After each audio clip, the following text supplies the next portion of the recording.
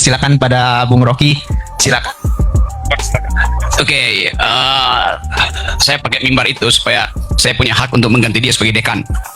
Pak Dekan tadi mengucapkan deklarasi pembentukan IMM, Institut Minang Merdeka.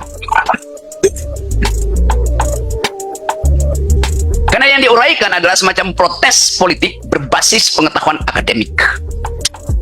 Saya juga baru tahu bahwa 1956 Buya Hamka mendirikan sekolah ini dengan berbasis pada filosofi, karena itu disebut falsafah dan hukum masyarakat. 1956 Buya Hamka tidak pernah lulus sekolah hukum, tidak pernah punya gelar profesor doktor, tapi dia punya pengetahuan tentang filsafat dan hukum. Kenapa begitu? Karena Buya Hamka tidak memakai cincin berlian. Jadi Anda bayangkan, seseorang bisa memprediksi bahwa akan ada kekacauan di 2024 kalau hukum itu tidak diasuh oleh ibunya, yaitu filosofi. Dan itu yang terjadi di Mahkamah Konstitusi. Sekedar mendalilkan tetapi tidak tahu konsekuensi dari dalil itu. Saya lanjutkan sedikit kuliah ini.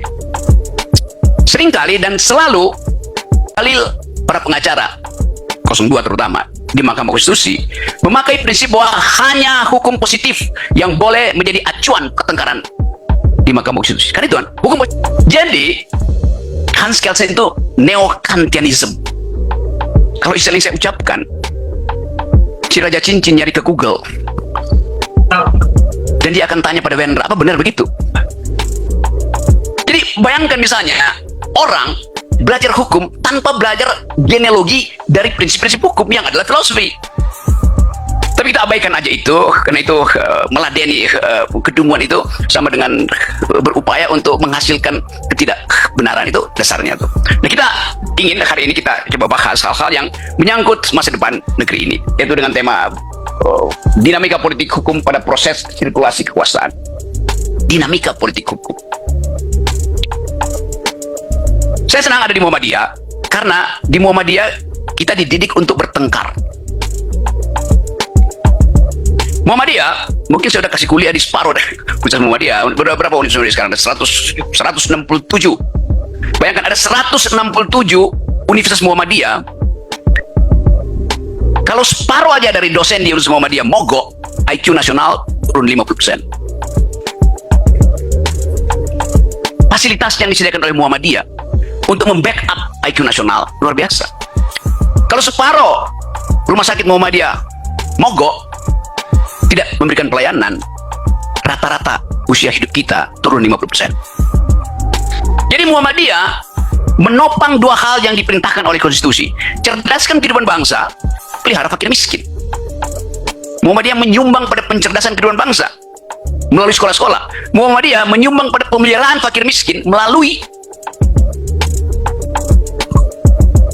rumah sakit-rumah-sakitnya. Dan sampai sekarang pemerintah berutang pada Muhammadiyah karena selama COVID ada 5 triliun uang Muhammadiyah belum dibayar oleh pemerintah. Kira-kira begitu kondisinya. Jadi kita balik pada keadaan tadi yang dicoba diulas oleh Pak Dekan. Apa yang menyebabkan kita gagal berpikir kritis? Terutama dari negeri yang menyumbang pikiran pada bangsa ini. Bukit Tinggi melalui Muhammadiyah menyumbang pikiran, Buya Hamka menyumbang pikiran, Haji Agus Salim menyumbang pikiran, Sultan Syahrir menyumbang pikiran, Tan Malaka menyumbang pikiran, Muhammad Nasir menyumbang pikiran. Jadi semua kelengkapan berpikir ada di kota ini. Kenapa kota ini berhenti untuk mengucapkan kritisisme? Kita mau kaitkan itu dengan sejarah kota ini atau sejarah Sumatera Barat yang mengatakan tidak pada kekuasaan pada Soekarno atau terlampau waktu itu karena ketidakjujuran Jakarta, ketidakjujuran Jawa untuk membagi keadilan. Lalu timbul gerakan untuk protes itu. Hal yang sama dilakukan di tempat saya di Manado dengan Permesta dengan dalil yang sama tuh. Karena itu ada hubungan kemarahan antara Manado dan Bukit Tinggi. Ada garis kemarahan yang sama. Oleh karena itu saya akan tambahkan kemarahan hari ini. Kita hitung dari sekarang apa yang akan terjadi di masa depan kalau Pak Prabowo akhirnya mengatakan bahwa dia adalah muridnya Jokowi, dia dipersiapkan oleh Jokowi. Blessing in disguise. Untung Pak Prabowo ucapkan itu, sehingga kita tidak akan lagi tagih dari Prabowo oposisi itu. Karena Jokowi sendiri mengatakan bahwa Indonesia tidak memerlukan oposisi. Dan kelihatannya Prabowo mengambil kembali isu itu. Karena Prabowo mengatakan, saya dipersiapkan oleh Pak Jokowi. Walaupun kita tahu bahwa mungkin sekali Pak Prabowo berubah pikiran ketika dia sudah dilantik sebagai presiden di bulan Oktober. Tetapi konsistensi seseorang itu diukurkan di awal dia memperoleh mandat rakyat. Bahwa beliau yang sudah dinyatakan sebagai presiden terpilih yang akan dilantik bulan Oktober dipersiapkan oleh Jokowi, bukan dipersiapkan oleh rakyat ternyata, bukan dipersiapkan oleh akal sehat ternyata, bukan dipersiapkan oleh konstitusi ternyata, bukan dipersiapkan oleh demokrasi ternyata. Jadi kalau kita bikin refleksi bahwa pada akhirnya kita mesti melawan terhadap kedunguan politik, terhadap keangkuhan kekuasaan. Tadi dinasti Jokowi masih berlanjut. Bobi mengangkat namanya sendiri. Tapi itu bukan nepotisme. Sama seperti soal Gibran, bukan nepotisme yang kita udah bahas berkali-kali, Bu. Kalau begitu Gibran itu siapa? Anaknya Jokowi? Bukan. Ponakannya Paman Usman? Bukan. Lalu siapa? Kan bukan nepotisme, bukan keponakan, bukan nephew.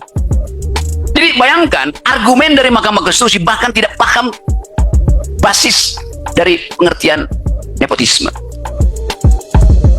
Bahasa Italianya apa? Nipote artinya ponakan. Orang Inggris ambil alih jadi nephew. Orang Indonesia terjemahkan nepotisme. Jadi kedunguan 5 hakim ini terbaca pada ketidakmampuan mereka bahkan untuk mengenali istilah yang paling primer, yaitu kekuasaan harus dihasilkan melalui kompetisi. Nepotisme tidak ada kompetisi. Oh iya, tapi kan Gibran dipilih oleh rakyat.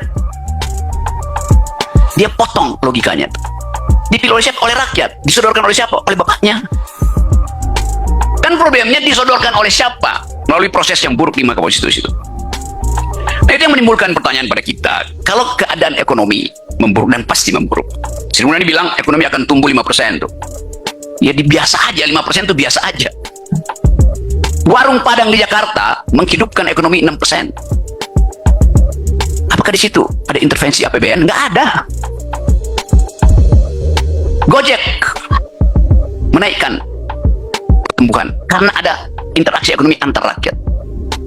Nggak ada bagian APBN yang menghidupkan ekonomi ini kalau cuma 5%. APBN itu fungsinya menghasilkan lebih dari 5%, 6%, 7%, atau 10% seperti yang diinginkan oleh Jokowi yang nggak pernah terjadi kan.